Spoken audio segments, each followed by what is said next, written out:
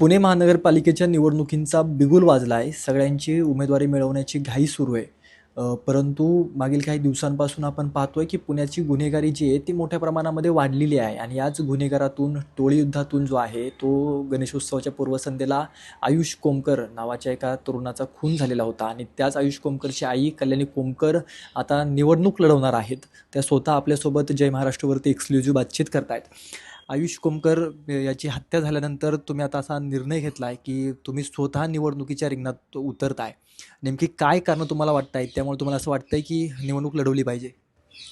हो, मी निवडणूक उमेदवारीसाठी इच्छुक आहे. मी फक्त फॉर्म भरला आहे. अजून तर काही फिक्स नाही आहे. तर अशी चर्चा आहे की अंधेकरांविरुद्ध कोमकर असं काहीच नाही आहे. मी त्यांच्यासाठी लढतच नाही आहे. हे जी इच्छा होती गोविंदाची म्हणून मी हा निर्णय घेतला आणि मी एकदम शेवटच्या टप्प्याला निर्णय घेतला की सगळे म्हणजे फॉर्म वगैरे संपायची शेवटची दिवस होती. तेव्हा मी कुठे फॉर्म भरला. माझं तर असं मनात पण नव्हतं की अण्णांच्या विरुद्ध लढावं आणि सगळं मी त्यांच्याकडनं शिकले, माझ्या आईकडनं शिकले. मग मी असं का करू? त्यांना हे करण्यासाठी नाही, मी माझ्या मुलासाठी आणि मला असं वाटतंय कुठंतरी की मी काहीतरी करू शकल आणि शकते. मी कळत नकळत अशी लोकांची खूप कामं केली. म्हणून मला एक चान्स घेऊन बघायचं आहे की चांगलं होईल म्हणून आणि मला अशी माझी विनंती आहे की मला एक चान्स द्यावा की मी जेणेकरून सगळं चांगलं करू शकेल लोकांचं. तुम्ही यापूर्वी सामाजिक कामामध्ये होतात का, किंवा तुम्ही लोकांशी भेटीगाठी म्हणजे राजकारणी ज्या पद्धतीने वावरतात समाजामध्ये त्या प्रकारचं तुमचं असं काही हे आहे का, त्यामुळे तुम्हाला असं वाटलं की आपण निवडणूक लढवावी, लोक आपल्याला संधी देतील? तसं म्हणजे काही नाही. म्हणजे मी लहान असताना माझ्या आईची कामं मी बघितलीत. लोकांना कसं हँडल करायचं ते सगळं माहिती आहे आणि माझी वागणूक पण चांगली आहे सगळ्यांची. आईसारखाच माझा पण स्वभाव आहे. त्यामुळे मला असं वाटतं की मला कुठंतरी असं जमू शकतं आणि हा पण म्हणायचा की "मम्मी तू इलेक्शनला उभी राहा." पण मी कधी नाहीच म्हणले त्याला. पण आज मला असं वाटतंय की ह्याच्यासाठी काहीतरी करून बघावं. म्हणून मी इच्छुक आहे. पण आता दुसरीकडे आंदेकर कुटुंबातील देखील दोन महिलांची नावं समोर येत आहेत, लक्ष्मी आंदेकर आणि सोनाली आंदेकर, जे निवडणूक लढवतील अशा प्रकारची शक्यता आहे. त्यांच्या विरोधात त्यांच्या प्रभागामध्येच ही सगळी निवडणूक तुम्ही लढवणार आहात? त्यांच्या विरोधात नाही, मला सर्वसाधारण महिला म्हणून निवडणूक लढायची आहे आणि मी का म्हणते आहे की त्यांना तिकीट देऊ नका, कारण का त्यांचं गुन्हेगारी क्षेत्र खूप वाढले. आता माझं कशात काही नव्हतं, गोविंदाचं कशात काही नव्हतं आणि शिवाय अण्णांची मी लाडकी होते. त्यांना माझा विचार आला नाही. मग ते सुटून आल्यावर तिकीट मिळालं, समजा ते निवडून आले, त्यांची सत्ता आली, मग ते अजून किती काय काय करू शकतात. त्यामुळे मला असं वाटतं हे कुठंतरी थांबावं आणि लोक त्यांना निवडून देतात, ते निवडून आले आणि हां ते कामं पण करतात. मी म्हणते ना ते कामं पण करतात गरिबांची, लोकांची. पण असा दाखला नाही ना देत लोक की तुम्ही कोणाचं पण आयुष्य उद्ध्वस्त करा. ते मला नको आहे. ते कुठंतरी थांबलं पाहिजे. हे गुन्हेगारी क्षेत्र आमच्या वार्डात तर थांबलंच पाहिजे. म्हणून हा माझा प्रयत्न आहे.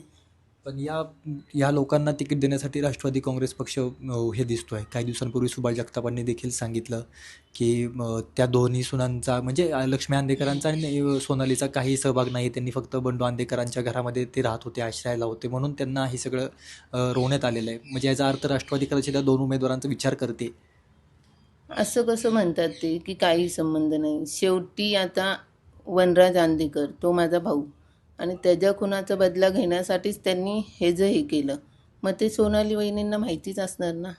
आणि त्या इकडं गोविंदाचं हे 5 तारखेला झालं. त्या इकडं आरतीला 3 का 4 तारखेला त्याच मुलांना घेऊन आल्या आणि आत्ता ते जेलमध्ये आहेत. त्यांचं म्हणजे काहीतरी पोलिसांना असं सापडलंच असेल ना, म्हणून तर त्यांना तुरुंगवास भोगावा लागतोय असं.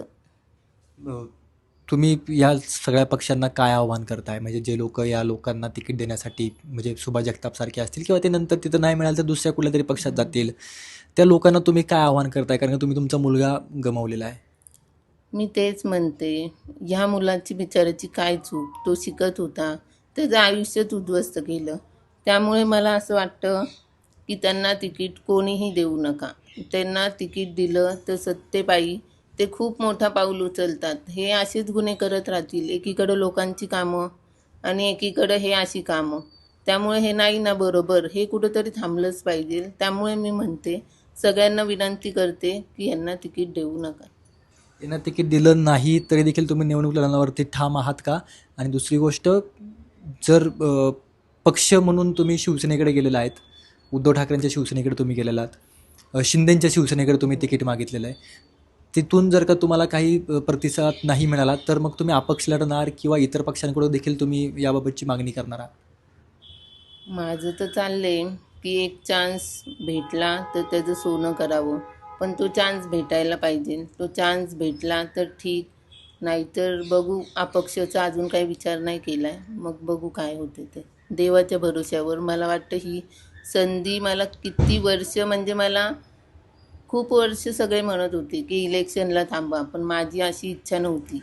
आज ही संधी आणली आहे, जेणेकरून देवानी आणि माझ्या मुलामुळं मला असं वाटते. त्यामुळे मला असं वाटते कुठंतरी मी काहीतरी चांगलं करू शकेल, म्हणून मला एक संधी देऊन बघावी. तर या होत्या कल्याणी कोमकर, ज्यांनी निवडणुकीच्या माध्यमातून जे आहे ते लोकांसमोर जाण्याचं आता ठरवलेलं आहे. त्यामुळे आता नेमकी निवडणूक ते लढतायत का, आणि लढली तर कोणत्या पक्षातून ते निवडणूक लढतायत, आणि आंदेकर कुटुंबातील देखील कोणते सदस्य निवडणूक लढवत आहेत, आणि जर का त्यांनी देखील लढली तर आंदेकर विरुद्ध कोमकर असा सामना पुण्यामध्ये पाहायला मिळणार का, हे देखील तितकंच महत्त्वाचं आहे. कॅमेरा पर्सन दीप मिश्रासह रोहन कदम, जय महाराष्ट्र न्यूज, पुणे.